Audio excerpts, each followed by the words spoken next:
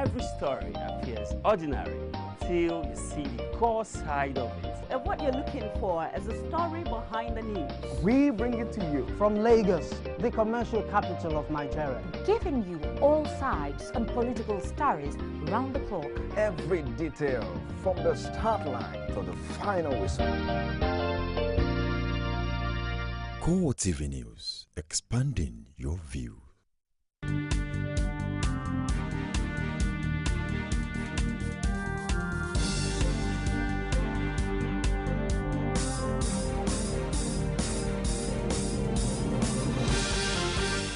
Well, good evening and thank you for joining us on CoreTV Primetime News. I am Nifemi Oguntoye. In our major story,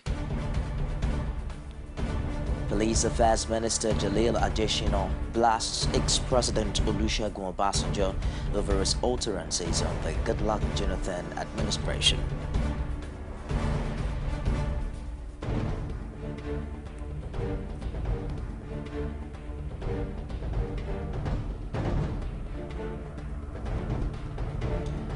Also in this program, All Progressives Congress slams Musiliu Obanikoro over comments on Osun governorship election petition tribunal.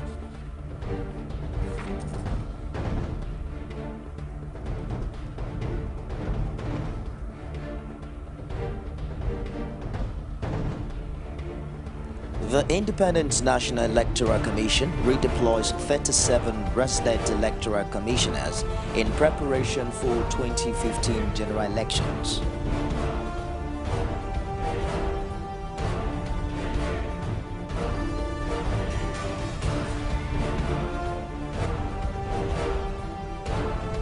Outside Nigeria, as the search for the missing Air Asia plane in Indonesia continues a second day, head of the Search and Rescue Agency says the plane may be at the bottom of the sea.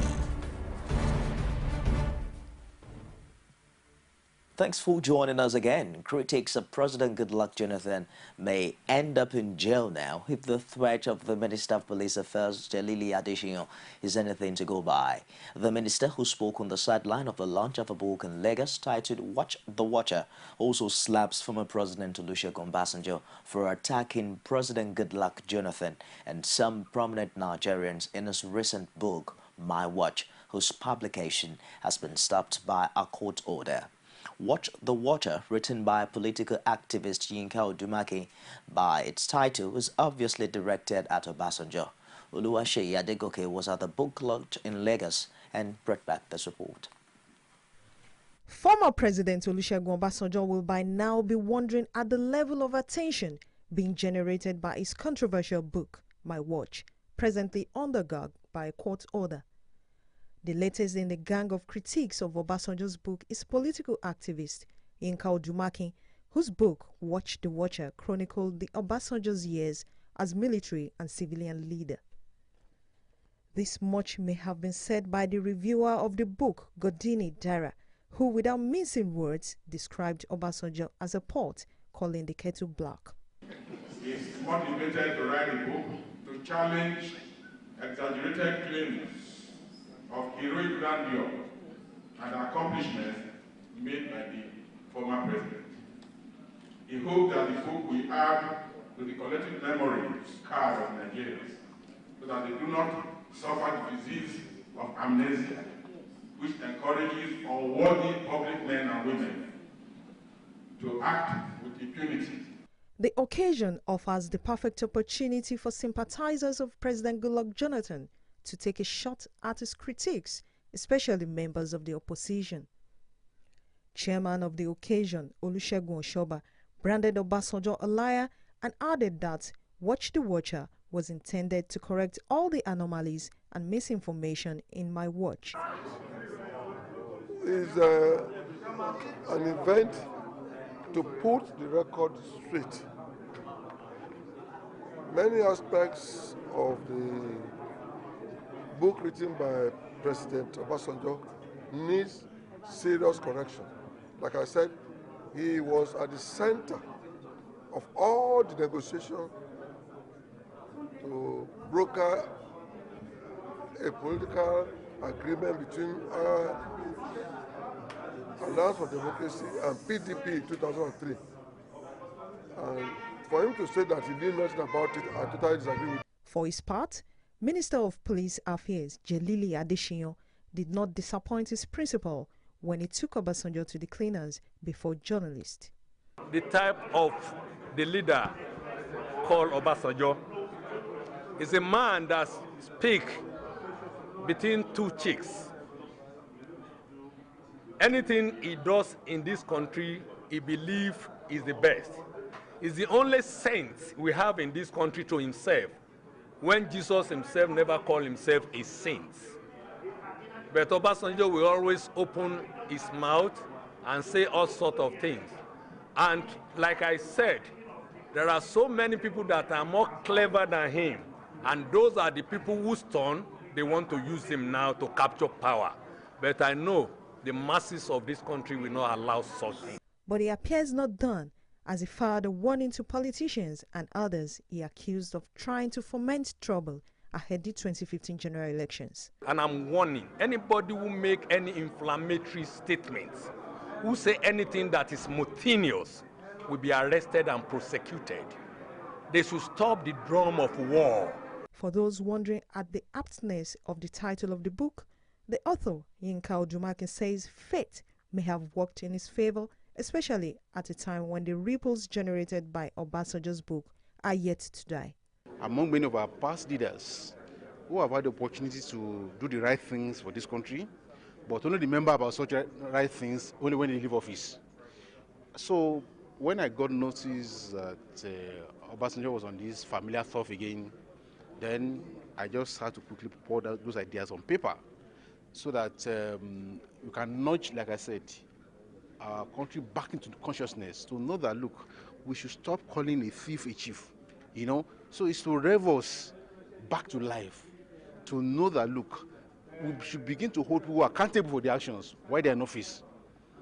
The author urged Nigerians to remember at all times that the country belongs to all and nothing should be done to pull it down in words and in deed. Oluwaseyi Adegoke, CoreTV News, Lagos. What the hell? You guys are all behind. While the All Progressives Congress says the comment of former Minister of State for Defense Musiliu Obanikoro on the proceedings at the Election Petitions Tribunal is like that of a man hallucinating under the influence of drugs. Director of Publicity, Research and Strategy of the party in Osho State, Kunle Oyatomi, made this disclosure in a statement in Osogbo on Monday while reacting to the interview which the former minister allegedly granted a newspaper. The APC spokesperson says the claims of Obanikoro, who recently lost the governorship ticket of the PDP in Lagos State, is very far from reality, concluding that Obanikoro distorted the facts in the petition to deliberately misinform the public while urging that the PDP chieftain should be sanctioned. The party called on the tribunal to sanction Obanikoro for what it described as an attempt to present a fait accompli in a case that is ongoing in the court. The APC said that two of the witnesses called by petitioners Samuel Otunto and Pius Bakare, who claimed to be forensic experts, admitted faults before the tribunal in the purported analysis they carried out on the election materials for the petitioners to prove their case, wondering how Obanikoro arrived at his postulations on an ongoing court case. And the All Progressives Congress in Edo State says the state chapter of the People's Democratic Party is using vulgar and abusive language, illogical arguments and fallacies in a recent television documentary to blindfold the people to the developmental strides of the state government.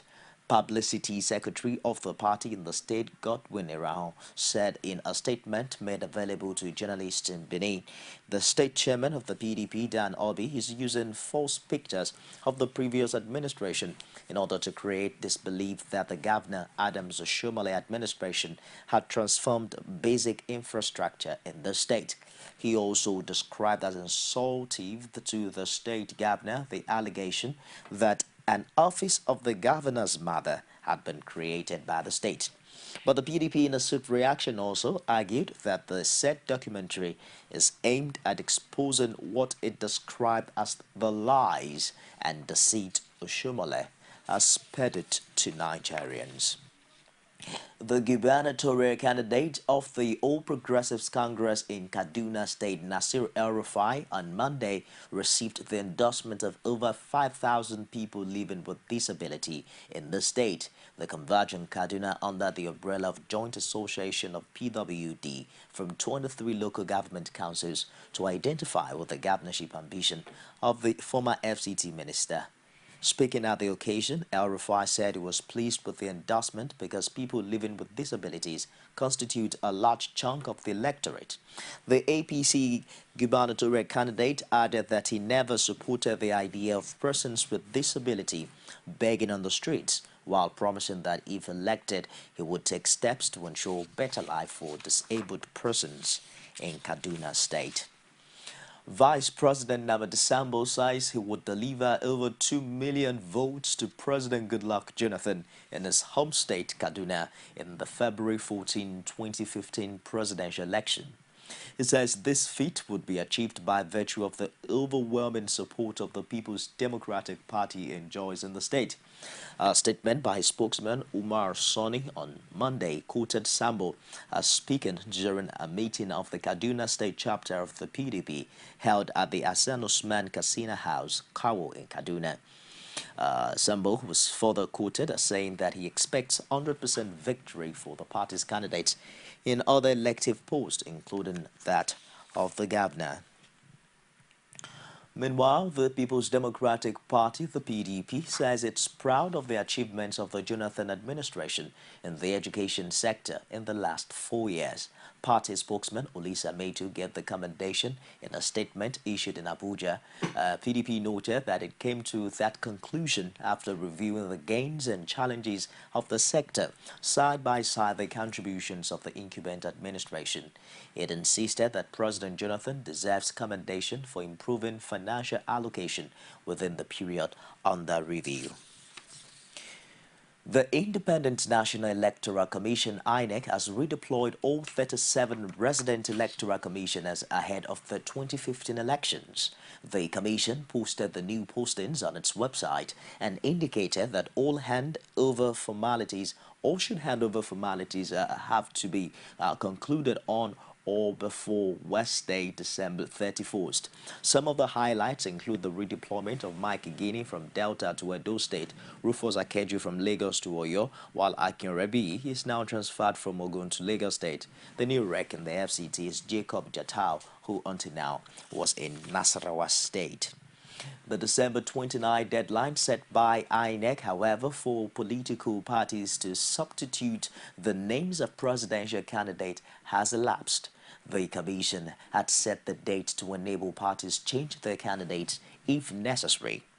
INEC confirmed that at the close of the deadline, 11 political parties submitted names of presidential candidates for the February 14 election. Aside from People's Democratic Party and the All Progressives Congress, other parties fielding candidates are Kowa Party, whose candidate is Professor Comfort Sunaya. Others are Chekwas Okere of the United Progressive Party, Ambrose Owuru, Hope Democratic Party, Ganiyu Galadima, Allied Congress Party of Nigeria, Rafiu Salau, Alliance for Democracy, and Godson Okoye of the United Democratic Party. Others are Nani Ahmed of African Democratic Congress, Martin Zonovo, National Conscience Party, and Tude Anifowoshe Kelani, Action Alliance. It's CoreTV Primetime News. We'll be back with more after this break, if you stay with us.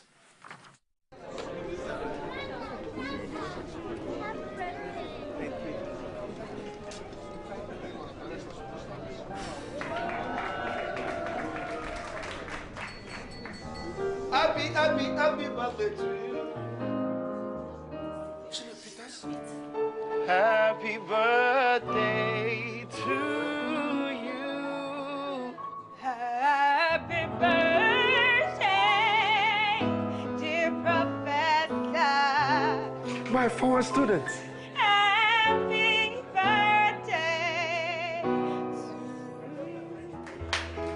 Every day, life is made better by the moments of surprise we create for others and for ourselves. Be better. Surprise someone this season and make sure to text 11 to 400 to get a surprise from MTN. MTN, everywhere you go. Mommy Bolale Ekaro. Yakudi Ekaro customer.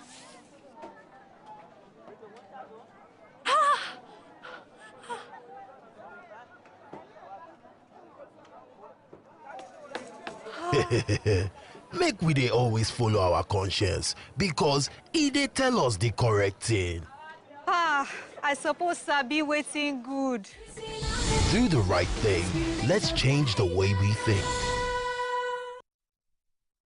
Thanks for staying with us on CoreTV Primetime News. A quick reminder now of some of our top stories. Police Affairs Minister Jalil Adesina blast ex-president Olusegun Obasanjo over his utterances on the Goodluck Jonathan administration.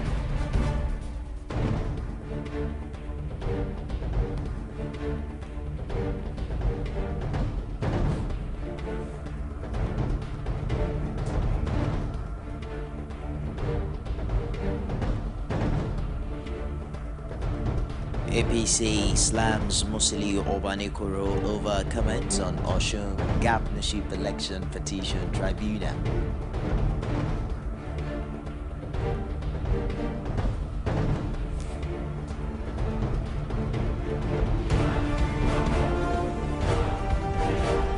The Independent National Electoral Commission redeploys 37 resident electoral commissioners in preparation for 2015 general elections. And you can also get all of the stories on any of our social media platforms. On Facebook, it's facebook.com/CoreTV News. Our Twitter handle is at CoreTV News NG. And we're streaming live on YouTube. It's trending on youtube.com/CoreTV. Leave us place and news. Now, the year 2014 recorded many landmark news events as part of a review of stories that made the year thick. We'll begin from Ekiti State, where correspondent Rashid packaged highlights of the year in retrospect. The relative peace trailing the electioneering campaign of political parties jostling for the Ekiti governorship seat was threatened on the 6th of April as the campaign train of the Labour Party was attacked by suspected supporters of the All Progressives Congress in Ilawe Ekiti, the headquarters of Ekiti Southwest. Everybody can see what is happening. They were wearing T-shirts belonging to APC, and some of them are staff and relatives of Adara Modu. But I'm happy that people of Ilawe themselves have reacted. God is fighting our battles. When God is fighting your battle, you don't need to fight again. I leave everything in God's hand. I know I'm the next governor. I am the next governor of Ekiti State. And by God's grace, nothing is going to stop it. This was to serve as signal for the beginning of series of violence that created the June 21st Ekiti governorship poll. On April 8, political thugs invaded the Ayo Fayoshe campaign office situated along Adebayo Road in Ado Ekiti. The incident was linked to a supposed retaliation by the All Progressives Congress, which recorded heavy damage and severe losses. By the bullet, at my head, if I carry a baby, and my baby was with my wife was just be left to the house now, and I want the government to act to it. The across-the-country protests over the abducted schoolgirls from Chibok town in Borno State finally took Ekiti by storm on May 9.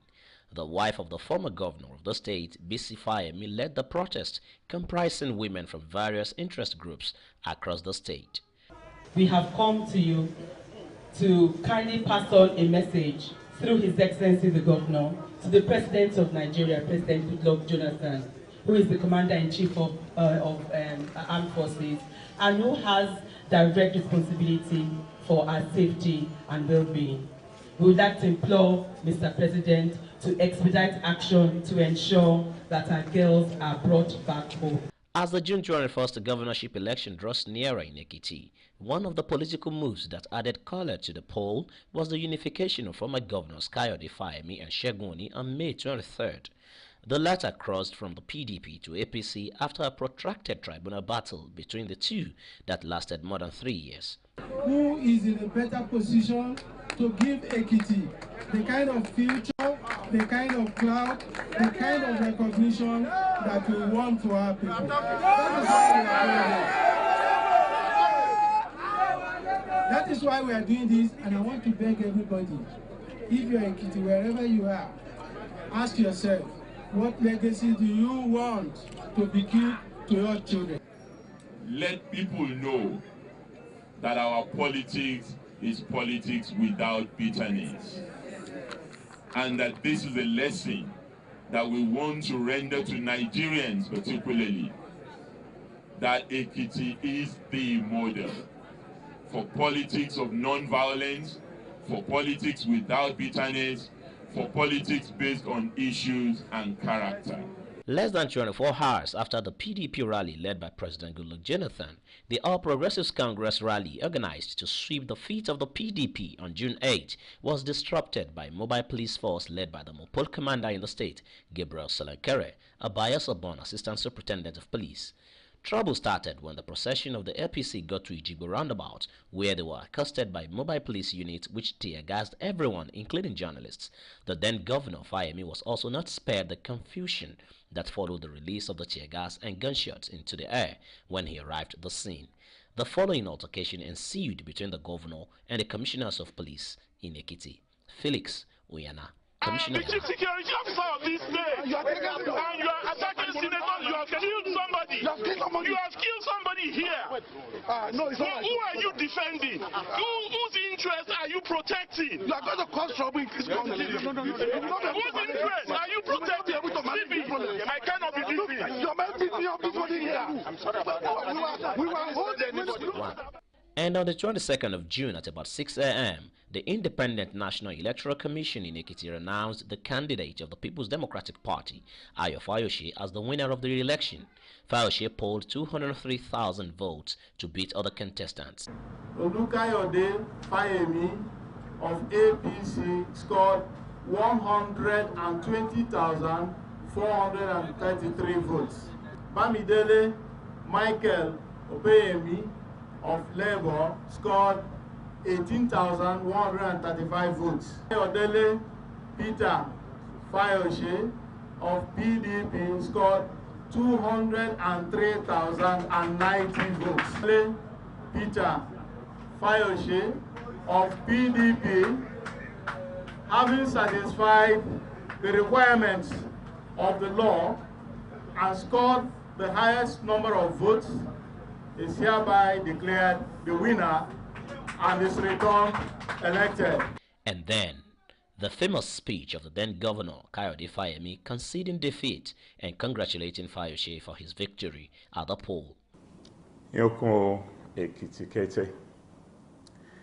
Yesterday, Ekiti State decided, following the gubernatorial elections held in the Land of Honor, Ekiti State, Nigeria, the Independent National Electoral Commission, INEC, has officially returned the candidate of the People's Democratic Party as the winner of the election. If indeed this is the will of the Ekiti people, I stand in deference to your will. If the result of the election is an expression of the voice of our people, we must all heed your voice. About 30 minutes ago, I spoke with my brother, Mr. Peter Ayodele Fayoshe, congratulating him on his victory. In a few hours from now, on Monday morning, I will be meeting the governor-elect to discuss the future of our dear state and how we would work together to institute a smooth transition program. Exactly a month to the expiration of the tenure of Fayemi, the state government inaugurated a transition committee. The committee, comprising representatives of the outgoing government and that of the incoming government of Fayoshe, was expected to make modalities for a smooth handover process. In line with the usual practice, a transition committee is expected to make arrangements that will ensure a successful transition from an administration to a newly elected administration. This will also be the focus of this committee. It is customary, it is in accordance with tradition for the outgoing government to interface with the incoming government. Where facts are not available, people go to the remote market to source for it. This is an opportunity for us to be able to ask questions and to be able to get clarifications. This forum will provide an opportunity to clarify issues where necessary, rather than leave anything in doubt or allow outright falsehood to be fed to the general public. The planned smooth transition process was never to be, as the days that followed were full of drama. On September 23rd, palpable fear best describes the situation in Ado-Ekiti after the gruesome attack unleashed on the Ekiti State High Court. The attack, which didn't spare lawyers, court staff and litigants, was carried out by hoodlums suspected to be party thugs. They disrupted the sitting of Justice Isaac Ogunyemi on the case deciding the eligibility of Fayose as governor. As if the September 23rd court attack was not enough, another one was unleashed on the court premises on the 25th of September. The unrest was believed to be a continuation of the earlier siege. Filed a response and for an expeditious hearing, we have stepped down our objections so that everything will be taken together with the substantive suit because of the time factor. This is that we have fixed a day for hearing. The hearing will commence on the 14th, and I think we will do it and we'll be through immediately. Okay, now prepare your team for. We are ready. We are ready for it. We are ready for it. Okay. The drama which unfolded on the 25th did not end until the murder of a staunch PDP member, an ally of Ayo Fayose, Omolafe Aderi, also a former chairman of the drivers' union, on the night of the same day. The act later had its spiral effect on the polity. Owing to the protracted crisis that rocked Ekiti State that week and the killing of the former NURT boss, Omolafe Aderi, the Ekiti State government on September 26 had no option but to impose a dusk to dawn curfew throughout the state as announced by Fayemi in a broadcast in Ado-Ekiti. Despite the reality over the expiration of his tenure as the governor of Ekiti State, Fayemi leveraged on the last weeks of his regime to make political and administrative statements as he commissions various projects across the length and breadth of the state. He brought eminent personalities to the state one after the other. The high point was the commissioning of the new government house named Okeayoba Villa. The villa and its attendant cost later became subject of bickering between the APC government and the new PDP government led by Fayose. And on the 16th of October, exactly 8 years after he was impeached as the state governor, Ayo Fayose was sworn in for the second time as the #1 citizen of Ekiti State in an emotion-laden swearing-in ceremony.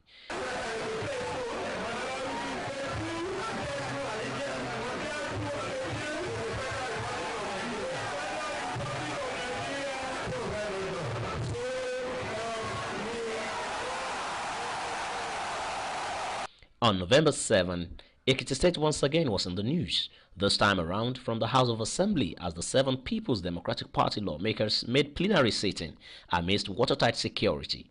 The members sat in closed door as journalists were barred from covering the session. They confirmed 3 commissioner nominees and approved 12 special advisors as listed by Fayose at the end of their session. The APC, which has 19 out of the 26 House members, however, cried blue murder over the action of the PDP lawmakers. We have changed the principal officers of the state, of the House of Assembly. The Speaker has been impeached. All right, sir. The Deputy Speaker has been impeached. They have been impeached on the ground that 1, they left their official responsibility without an official notice. 2, for not to be able to coordinate the House of Assembly members, trying to divide the House of Assembly members. 3, holding the states hostage with the responsibility the whole to have render for this state to move forward. 4, for relating or revealing official secret of the state to some interested party outside the government. 5, for misappropriation of the House of Assembly fund. 6, for signing a resolution that the House of Assembly members did not know about. That is the resolution of allowing the past government to get 5 billion naira bond from Steering Bank without being passed in this allo chamber. The crisis rocking the Ekiti State House of Assembly took a new twist on November 20th as the PDP caucus of the House impeached Adewale Omirin as the Speaker, as well as all other principal officers. Dele Oglubemi was named the new Speaker of the House. The PDP House Leader of Business stated reasons behind the impeachment. The former Speaker, Dr. Adewale Omirin, and his deputy served the state for almost 3 2.5 years. We are grateful to them. The help we continue to accord them deserved recognition and respect. We will continue to tap from the wealth of experience. Leadership in the legislators' arms of government is collegiate, and every honorable member is a potential principal officer. It is the normal numbers of people in the House of Assembly that are increasing. The figure. Yes. Look, let me tell you this. You see, when we come to the issue of figure, not figure, House of Assembly has their own culture. We have our own law. We have the way we operate. We have the way we run things. It is not my duty to tell you figure. It is an administrative function. And you cannot allow me to, as a public servant, to go and be doing the duty of an administrator. That is not my own duty. Finally, but not the least, the Ekiti State Governor Ayodele Fayoshe on 15th of December presented the budget estimates for the 2015 financial year to Ekiti State House of Assembly, comprising only the 7 PDP lawmakers, while the 19 APC members were conspicuously absent. You get about the 19 because the place was flooded with men and women of caliber, the traditional rulers, the chiefs, the Yalajas and the Yalajas. I don't know, maybe you have their pictures of which you can show that they are conspicuously absent, because that has been your responses in the past. I am sorry. And even the law does not, even presentation doesn't require any number. Go and see what the Constitution says. He said the governor side present, and he has come here legally based on how the Constitution spelled it out, that he must be in the assembly to present. Here is not talking about 18. Here is not talking about majority. Here is not talking about minority. Here is not talking about a specific numbers of legislators that should be present. A review of top stories that made headline in the course of the year in AKT. We'll take a break now, and I'll be back with more on business, sports, and stories outside Nigeria.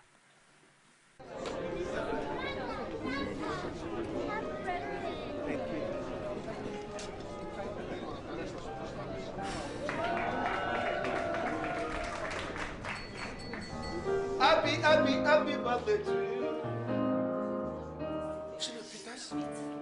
Happy birthday to you.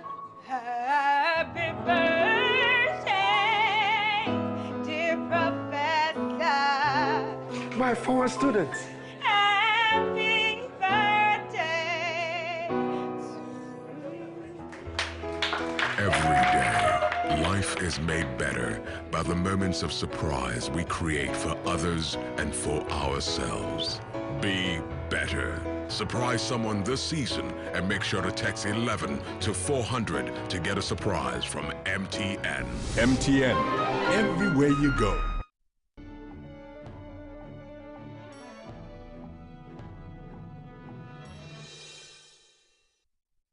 On Business Tonight, French oil major Total has unveiled an intensive program for Egina, a deep-water project in Nigeria. It says 2 rigs would be kept busy for a total of 3,000 days, drilling 44 wells in water depths ranging between 1,400 and 1,700 meters. The executive general manager of the Egina project, Jean-Michel Guy, said in a statement, "This is the deepest offshore project ever operated by Total. With production of 200,000 barrels per day, it will contribute significantly to achieving Total's 2017 production objectives." According to Total, Egina also emphasizes Nigerian content as several thousand local jobs will be created and extensive local infrastructure, mainly yards, will be upgraded or built, contributing to Nigeria's sustainable development. The situation, which the accountant described as a win-win situation, would enable the oil giants to pursue a partnership that began more than 50 years ago. According to the statement, the Egina project, which received a positive investment decision in 2013, is expected to start production around the end of 2017. Now, one of the major decisions taken by government in the banking sector in the outgoing year is the introduction of the commemorative 100 Naira note. The central bank released the banknote into circulation a few weeks to the end of the year, to the annoyance of organized labor, which sees it as a wasteful gesture. But the move has also largely gone unnoticed amongst Nigerians, many of whom do not see any difference between the old and the new banknotes. The government announced plans to introduce the centenary banknotes in November. Organized labor was quick to kick against it. And now that it is in circulation, many Nigerians do not seem to see any major difference between it and the old one. That is exactly what CoreTV News crew found out on the streets of Abuja. And I will see nothing so much different on it, apart from the color for me. So here is better than this, in my feeling. Yes. I never see something new about the new one. Because if you look at the quantity of this one and this one, they are almost the same thing. But I don't know the reason why they brought this one and this one. In terms of aesthetics, the centenary note has an edge. The respondents also considered durability and quality of the two banknotes. It's more, I don't know. It's okay, I guess. Which one do you prefer? Which one? Maybe because I'm used to this, but this looks, yeah, this looks stronger, feels stronger. Yeah, and it's more, it has more of our cultural values. Though this is Aso Rock, which shows the seat of power, you know, the Aso whatever, you know, Zuma Rock shows power and all that. Yeah, really, this is more better than this. It grips, and from the way I'm seeing it, it will not tear easily. The consensus among the respondents is that there's little difference between the old and new 100 naira notes, considering what the authorities will have spent on design and production of the centenary notes. The equities markets on the floor of the Nigerian Stock Exchange resumed after a 4-day holiday closed on a positive note today, as the Nigerian All-Share Index appreciated by 0.68% to close at 34.663.92 basis points. The market capitalization increased in the same manner to close at 11.47 trillion naira. A total 620.1 million units of shares valued at 4.6 billion naira were exchanged in 4,606 deals. Nestle topped the gainers chart to close at 995 naira with a gain of 64 naira 78 kobo, followed by Seplat Oil, Forte Oil, Guinness and Unilever PLC. On the flip side, Conoy topped the chart, followed by Dangote Cement, MRS Oil, Oando Oil and Flour Mill. Meanwhile, Roy Exchange topped the traders chart, followed by UTC, Zenith Bank, First Bank, Nigerian Holding, First City, Merchant Bank. It's time now for sports with Brownson Huana.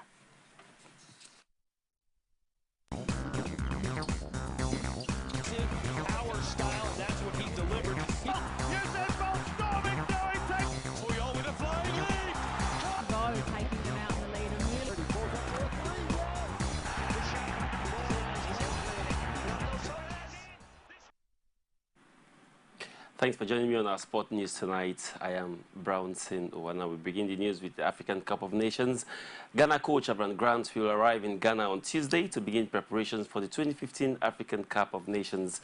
Grant will arrive the country after a tour of both Europe and America, where he held meetings with the senior players of the national side, including Suleiman Tari and Michael Essien. The 59-year-old also secured a training base for the team in Spain, where they will spend 10 days of camping before heading to Equatorial Guinea. Grant, too, boasts a track record of coaching England Premier League side Chelsea, West Ham United, and Portsmouth will be taking charge of African side for the first time in his career. Fernando Torres has returned to Atletico Madrid on a loan from AC Milan.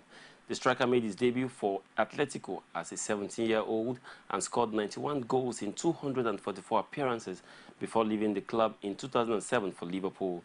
Torres' poor performance with Chelsea saw him move to AC Milan before his loan move that will elapse at the end of the season. Newcastle boss Alan Pardew has avoided a comment on the report that he could become the new Crystal Palace manager. The 53-year-old Paddy failed to fulfill media duties after Sunday's 3-2 win over Everton. Palace sacked Neil Warnock on Saturday after 4 months in charge with the side in the relegation zone. Paddy has been tipped as favourite to return to his old club. And that's my final visit on Sport News tonight. A very big thanks for watching. I am Brownson Uwana. You can now watch CoreTV News live from anywhere in the world on our website, www.coretvnews.com. Click on Live TV on our website and watch us live. And welcome to CoreTV Primetime Days. To follow us on Twitter, click on Twitter icon on our website. On Facebook, click on the Facebook and YouTube to see all our previous news production. You can also watch us live on YouTube. Click CoreTV, leave a space, then news. CoreTV News, a 24-hour news station. Outside Nigeria now, Cameroon fighter jets have carried out airstrikes against Boko Haram insurgents after they overrun a military base and attacked 5 villages. The military-sized troops have now repelled the coordinated attacks and regained control of the base. At least 41 insurgents and 1 soldier were killed during the attack. Army spokesman Lieutenant Colonel Dede Bajek said fighter jets were called in after 1,000 insurgents attacked 5 villages in Cameroon, including Amchide, and seized the nearby Achigachia military base. He revealed that President Paul Biya ordered the Air Force to carry out strikes to end 3 days of multiple Boko Haram attacks. The escalation comes in the wake of a military raid of a Boko Haram training camp deep inside Cameroon and the capture of about 84 child soldiers who were being trained there. No fewer than 40 soldiers have been killed in the battle with the Boko Haram in 2014, according to Cameroon government officials. And that wraps it tonight on CoreTV Primetime News. Before we go, a quick reminder of some of our top stories.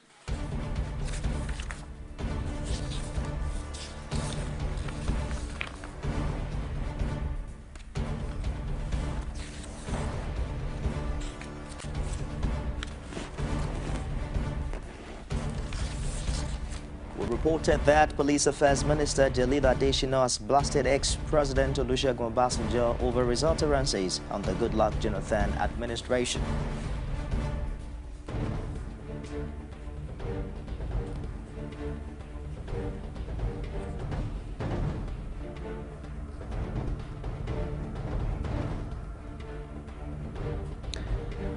An All Progressives Congress has slammed Musiliu Obanikoro over comments on Osun governorship election petition tribunal.